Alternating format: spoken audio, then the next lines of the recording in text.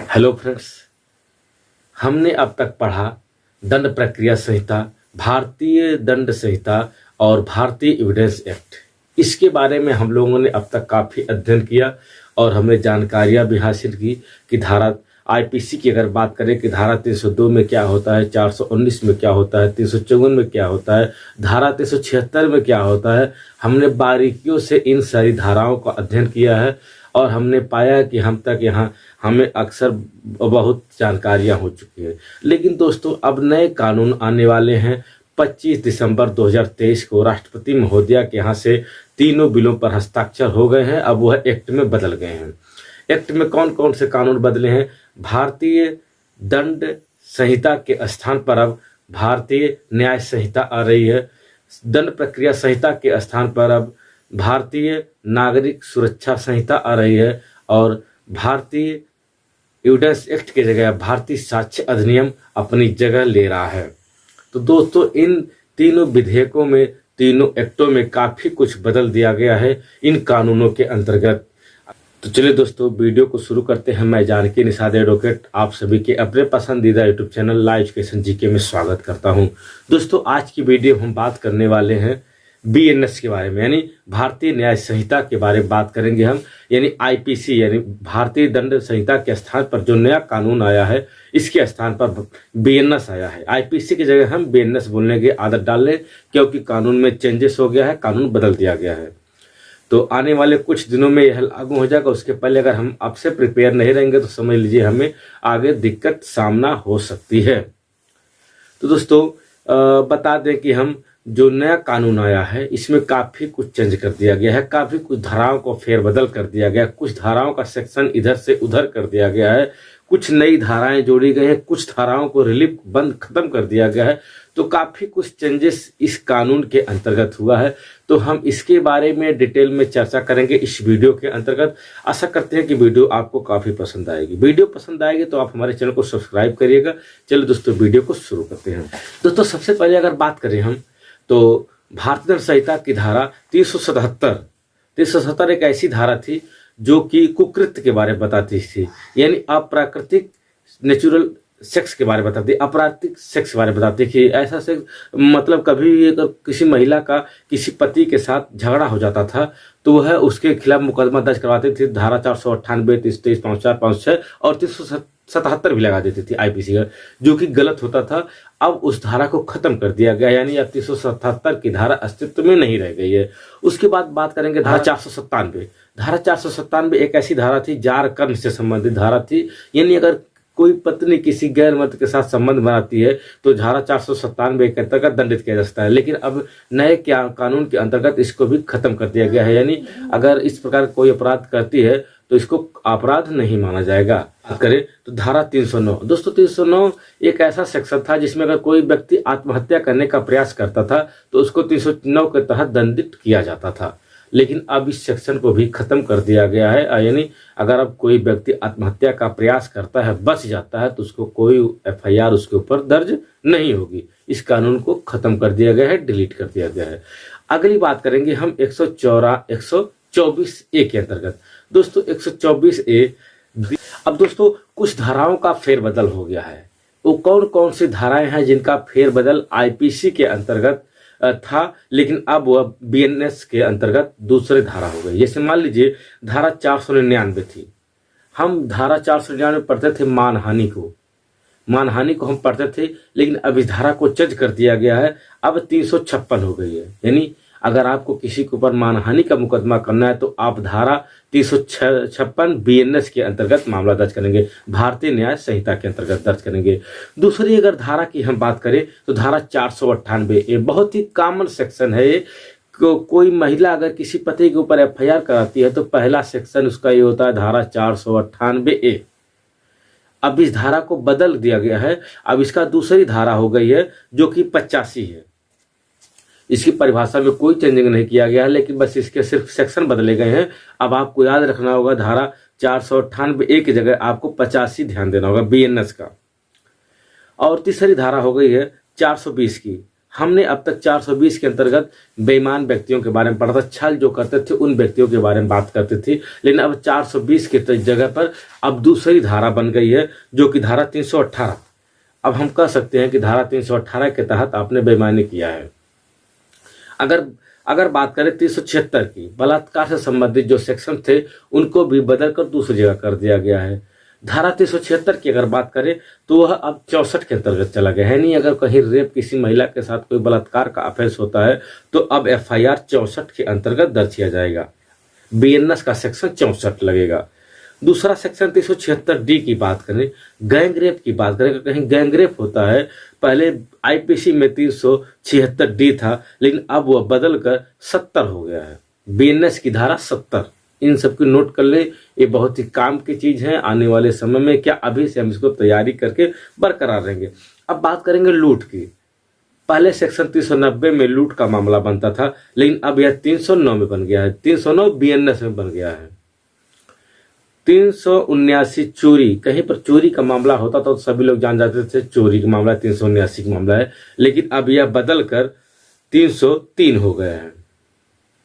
चोरी को 303 में रख दिया गया है। अब बात करेंगे 364 अपहरण के बारे में। अपहरण कहीं होता था तो 364 लगता था, लेकिन अब इसको बदलकर 138 में किया गया है।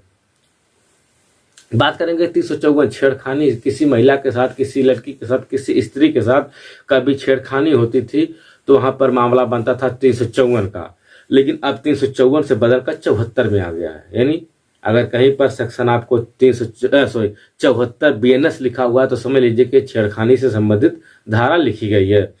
अब अगर बात करेंगे मारपीट का, तो मारपीट का पहले सिंपल मारपीट का धारा थी 323, लेकिन अब इसको भी बदल दिया गया है। पहले धारा इसमें 1 साल का सजा का प्रावधान था, लेकिन अब इसको भी बदल दिया गया है। अब यह धारा हो गई है 115। अब 1 साल की सजा इसमें दी गई है और 10,000 तक का जुर्माने का प्रावधान किया गया है, जो कि पहले 323 थी, अब 115 में BNS में कन्वर्ट हो गई है। अब हम हाफ मर्डर को जानते हैं, कितना सेक्शन है 307। दोस्तों अब हाफ मर्डर भी चेंज हो गया है। अब हाफ मर्डर की जगह 307 की जगह अब हम हाफ मर्डर कहेंगे 109। 109 BNS में हाफ मर्डर को अब रख दिया गया है। सजा का प्रावधान अब इसमें किया गया है 109 के अंतर्गत। अब अगली सेक्शन की बात करेंगे 302। 302 दोस्तों बहुत ही सबकी जबान में था। ताजी राते हिंद दफा 302 के तहत फांसी दी जाती है। हमने अक्सर फिल्मों में सुना होगा, लेकिन अब इसको भी चेंज कर दिया गया है, इसके सेक्शन को। अब आप इसको जान लीजिए 109 के अंतर्गत हत्या को रखा गया है, मर्डर को 109 के अंतर्गत रखा गया, कहीं पर नोट कर लीजिए।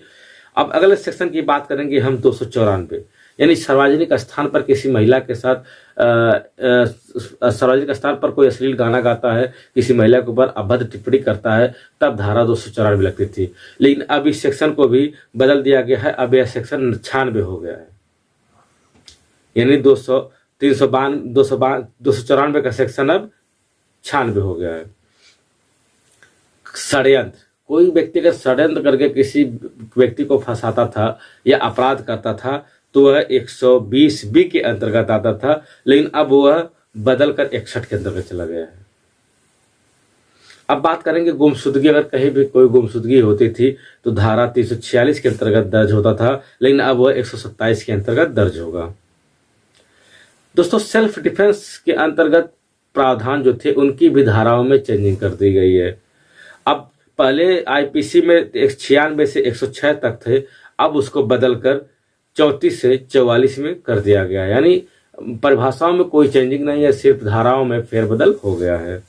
हम BNS की बात कर रहे हैं, IPC और BNS की तुलना कर रहे हैं कि कौन सी धारा IPC में थी और BNS में कन्वर्ट हो गई। दोस्तों अगर वीडियो पसंद आ रही हो तो लाइक करें, अगर सब्सक्राइब ना किए चैनल को सब्सक्राइब कर लीजिए, क्योंकि यह वीडियो बहुत ही यूनिक है। जानकारी आपको भरपूर इसमें मिलने वाली, पूरी डिटेल वीडियो में देने वाला हूँ सभी धाराओं की। तो दोस्तों वीडियो के साथ बने रहें। अब दोस्तों बात करेंगे, अगर कोई पुलिस वाले को कोई व्यक्ति गलत सूचना देता था, तो अगर गलत सूचना होती थी तो पुलिस के ऊपर FIR करता था 182 के अंतर्गत, लेकिन अब इसको भी चेंज कर दिया गया है। अब यह 217 के अंतर्गत चला गया है कि यानी किसी पुलिस अफसर को कोई गलत सूचना कोई व्यक्ति देता था तो वह 182 के अंतर्गत उसके खिलाफ मुकदमा दर्ज करवा सकता था, लेकिन अब वही FIR 217 के अंतर्गत दर्ज करवा सकता है झूठी जानकारी देने के लिए। दोस्तों अगला सेक्शन की बात करेंगे, सेक्शन 211। दोस्तों कोई व्यक्ति झूठा इल्जाम किसी पर लगाता था तो 211 के तहत FIR होता था, लेकिन अब उसको बदलकर 248 BNS में कर दिया गया है, जो कि 3 साल से सजा 3 साल से 5 साल तक बढ़ाया जा सकता है और 5 लाख का जुर्माना भी किया गया है BNS के अंतर्गत। अब हम बात करेंगे दोस्तों, अब तक तो हमने बताया कि कौन सी धारा कहां पर बदल दी गई है, लेकिन इसमें कुछ नई धाराएं भी जोड़ी गई हैं इस BNS के अंतर्गत। तो BNS के अंतर्गत कौन कौन सी नई धाराएं जोड़ी गई हैं उसके बारे में हम थोड़ा चर्चा कर लेते हैं। दोस्तों धारा 304 में दोस्तों छीना झपटी की धारा बढ़ा दी गई है, यानी ये नई धारा जोड़ी गई है। अगर मान लीजिए कहीं पर कोई मामला बवाल होता था, कोई व्यक्ति नॉर्मल व्यक्ति वीडियो बनाता था और कोई पुलिस अधिकारी पुलिस वाला उसके मोबाइल को छीन लेता था, तो वहां पर इस धारा को लागू की जाएगी। यानी कहीं पर छीना झपटी का मामला बनता था तो वहां पर चैन स्केचिंग के कोई मामला बनता है तो वहां पर 304 की धारा बनाई जाएगी, जो कि एक संज्ञेय अपराध की श्रेणी में आता है। 3 साल तक की सजा का प्रावधान इसमें किया गया है। दूसरी नई धारा जोड़ी गई है 111। दोस्तों तीन या 3 से ज्यादा व्यक्ति अगर कोई मिलकर अपराध करते हैं तो इसमें भी 5 साल से लेकर फांसी तक की सजा का प्रावधान किया गया है। यह अपराध के ऊपर निर्भर करता है कि अपराध कैसे मामले हो सकते हैं। मान के चलिए कि मॉब ब्लीचिंग को इसी में परिभाषित किया गया है, इन्हीं के अंतर्गत, जो कि 2 लाख से 10 लाख तक के जुर्माने में भी कन्वर्ट किया जा सकता है इन मामलों में धारा 111 के अंतर्गत BNS यानी भारतीय न्याय संहिता के अंतर्गत। अब हम अगला सेक्शन बात करेंगे धारा 113। दोस्तों देशद्रोह, राजद्रोह को हटा करके धारा 113 देशद्रोह लाया गया है। यानी अगर कोई व्यक्ति ट्रेन को फूंक देता हो, सार्वजनिक संपत्ति को नुकसान करता हो, देश के खिलाफ कोई आपराधिक षड्यंत्र रखता हो, तो उसके खिलाफ इन धाराओं के अंतर्गत 113 के अंतर्गत इसको मामला बनता है और इसमें फांसी तक की सजा का प्रावधान किया गया है। तो दोस्तों वीडियो कैसी लगी? अगर वीडियो पसंद आए तो आप हमारे चैनल को सब्सक्राइब करें, वीडियो को ज़्यादा से ज़्यादा शेयर करें, क्योंकि ऐसी ही वीडियो मैं अब लगातार हर रोज वीडियो लेकर आने वाला हूं।